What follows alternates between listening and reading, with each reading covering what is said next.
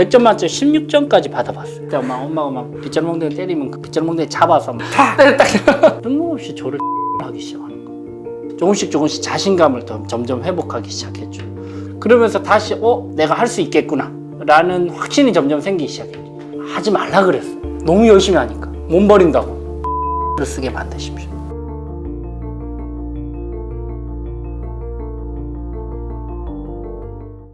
안녕하세요. 반갑습니다. 최민주입니다. 자, 오늘은 저희 특별한 좀 시간을 마련했습니다. 자, 대한민국에서 협상을 가장 잘하는 협상의 대가 류지연 변호사님을 모셔봤습니다. 저희가 변호사님을 모시고 오늘 저희가 되게 궁금한 게 있어요. 네네. 자, 아들들이 있잖아요. 시도 때도 없이 딜이 들어오거든요. 그렇죠. 그래서 저는 이 친구들과 이 협상할 일이 생각보다 어머님들이 굉장히 많으신데 그렇죠.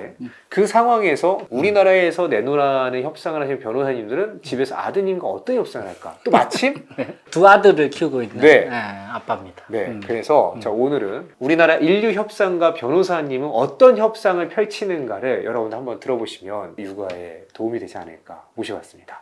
자, 그럼 고급 컨텐츠 시작합니다.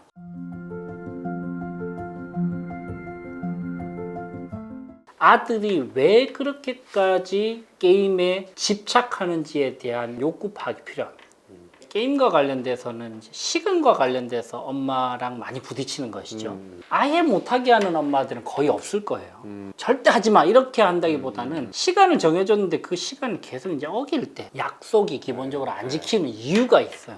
아들들은 약속이 아니라고 생각해요. 엄마가 정한 약속이었지 뭐 내가 정한 약속이었어? 뭐 이런 약속을 아들이 정하게 해야 됩니다. 일주일에 딱 2번만 해. 그리고 수요일 금요일 날 딱 1시간씩만 하는 거다. 알았어 몰랐어. 이렇게 하면 또 혼자 저렇게 이야기하네.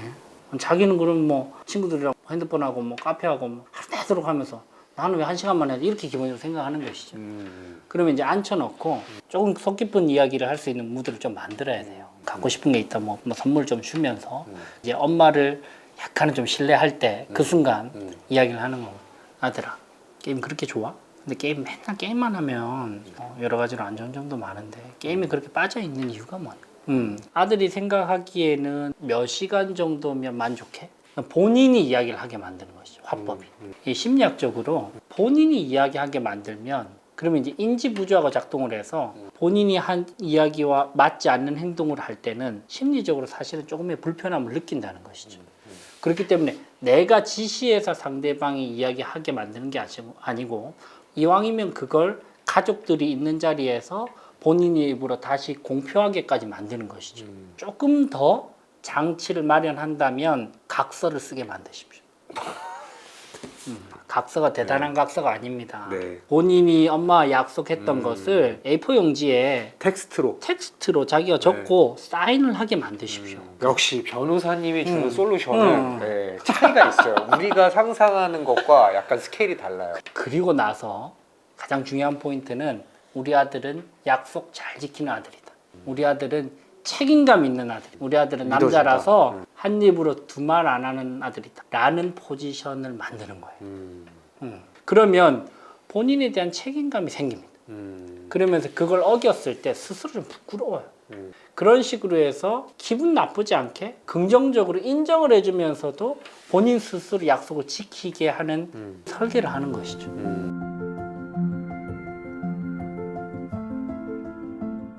아드님 2분이 있으시잖아요. 그런데 이제 아들로서 어디까지 엄마에게 대들어보셨나요? 제가 엄마한테 네. 특히 이제 초등학교 5학년, 6학년 때 그 무렵 때 이제 어머니랑 여러 가지 갈등들이 좀 있었던 것 같고 그때는 뭐 호함치고 빗자루 멍덩이로 막 때리기도 하고 맞으면서 이제 감정의 골은 더 격화되고 어머니와의 관계에 있어서는 거의 암흑기였지 않나라는 생각이 듭니다. 가장 큰 갈등의 원인이 뭐였어요? 여러 가지 이유들이 있는데 아들들은 특히나 인정받고 싶은 욕구가 굉장히 강합니다. 제가 생각했을 때 저희 어머니와의 관계에서 인정받고 싶은 욕구가 충족되지 않았을 때 그때 어머니한테 더 격렬하게 저항하고 부정적인 이야기를 쏟아냈던 그런 경험들이 좀 있거든요. 제가 원래 반에서 그래도 1, 2등 계속 하면서 그렇게 했었는데 엄마랑 좀 많이 다투기 시작하면서 공부를 안 하기 시작했어요. 약간 엄마에 대한 어떤 반항심도 좀 있었고 수학 시험을 치는데 100점 만점 16점까지 받아봤어요. 16점. 16점. 4번 쭉 찍어도 16점 나오거든요. 그렇죠. 음. 어머니도 충격을 받으신 건 거죠. 네. 그래서 어머니가 그때 전략을 좀 바꿨어요. 고민을 하다가 엄마가 연합군을 좀 형성을 하시더라고요. 연합군. 저희 6학년 담임 선생님과 면담을 차례를 해서 두 분이서 담임 선생님을 통해서 저를 인정을 해주기 시작했어요. 담임 선생님은 그 당시에 권위가 있었고 저한테 엄마는 저한테 권위가 없었어요. 그때 엄마가 막 빗자루 몽둥이 때리면 그 빗자루 몽둥이 잡아서 막 엄마한테 막 대화가 통하겠어요. 그리고 다 딱 그러지 마. 6학년 때는 그게 네. 가능하잖아요. 어머님들 그 순간을 두려워하고 계세요. 그렇죠. 네. 그런 시기가 오거든요. 초등학교 선생님이 방과 후에 수학 16점 받는 류재환을 불러요. 보나 안 보나 저를 혼내려고 한다고 저는 생각을 했죠. 지금 엄마랑 관계도 안 좋고 뜬금없이 저를 칭찬을 하기 시작하는 거예요. 내가 보기에는 너가 참 똑똑하다. 너가 수학은 잘 못하지만 국어나 사회 이런 거는 너무너무 잘하지 않냐. 애들이 너를 되게 좋게 평가하고 앞으로 할 수 있는 것도 많고 잠재력이나 가능성도 너무너무 큰데 초등학교 6학년 수학은 네가 마음먹으면 3개월이면 다 따라잡을 수 있어. 선생님 문제집 한 개 줄 테니까 딱 3개월만 같이 해보자. 그런 식으로 뜬금없이 저를 인정하기 시작하는 거예요. 인정받을 거리가 한 개도 없다고 저는 생각을 했는데 그 상담을 받고 나오는 류재현은 눈물이 살짝 났어요. 나올 때. 그 암흑기에 아무도 날 인정해주지 않았어요. 사소한 그 인정을 해주는 그 말들 한 개 한 개가 너무 고팠던 것이죠.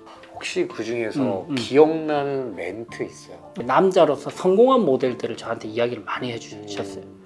역경을 극복하고 잘된 케이스들에 대해서 책도 같이 읽어보자라고 이야기를 해주시고 기본적으로 저를 존중해주고 인정해주는 그런 마음이 너무 잘 느껴져서 그게 너무 고팠던 것이죠. 사실은 알고 보면. 지금 돌이켜보니까 그게 아무도 그렇게 안 해줘서 그게 너무너무 고팠던 것이죠. 처음으로 그 선생님한테 그렇게 인정받는 순간을 경험하고 나서 그때부터 제가 달라졌어요. 엄마가 아무리 지적을 해도 엄마 말을 듣기 싫어요 이미. 엄마는 지적하니까. 네.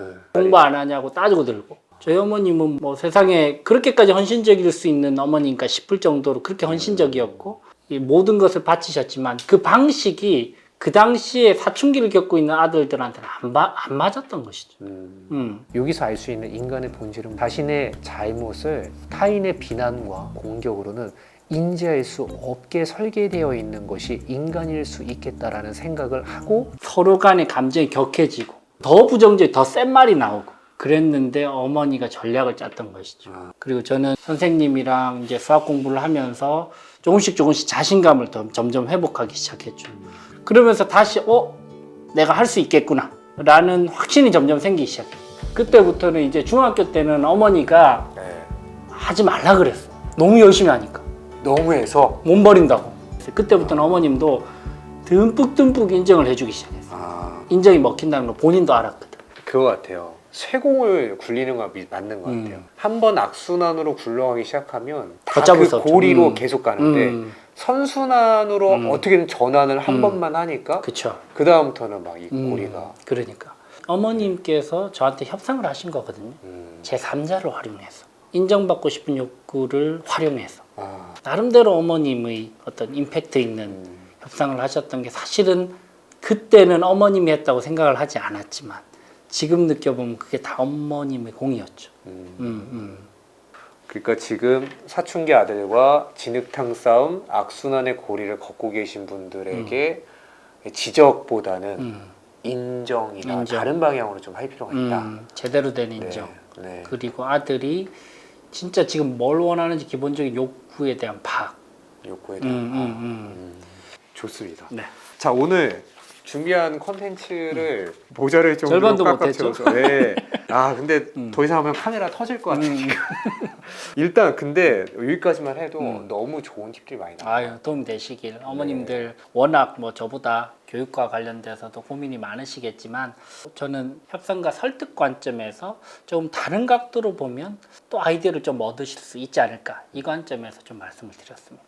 너무 좋습니다. 자, 그러면 지금까지 협상 바이블의 저자, 우리나라 협상의 대가 변호사는 어떻게 아들과 협상하나에 대한 컨텐츠를 마치겠습니다. 네. 수고 많으셨습니다. 수고하셨습니다.